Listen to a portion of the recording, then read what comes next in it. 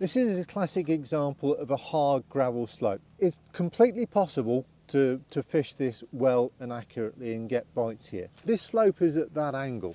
If you put a rig there, I mean, I've seen anglers fishing really tight to this swim. They've put a rig, well, that's about 1.5 meters from that margin. So you're putting a rig there, and then what they do, they put a tight line. They fish bowstring tight line because they think, well, I've got to stop them going into that margin, but they forget that they're fishing on a slope and the line is going to go like that.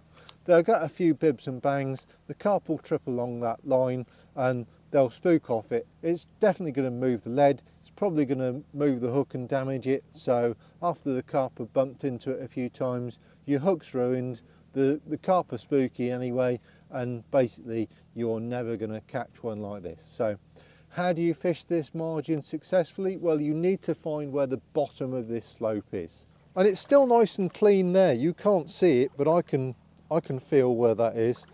And it goes from really hard there, just into the transition zone at that point there. That's low and flat, and fishing from that point there up to there, even if you do choose to fish a tight line, you're going to have far more success.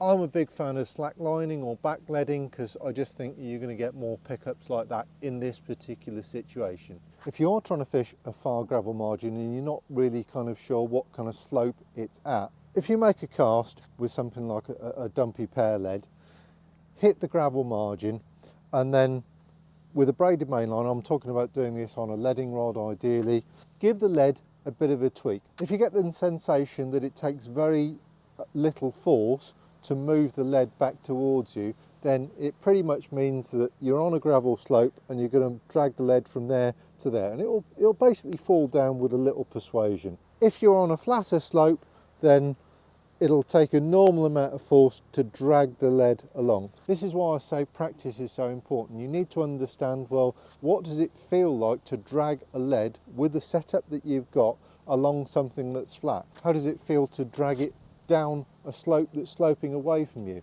It's practice, it's experience, and it's getting familiar with the tools that you've got available to you.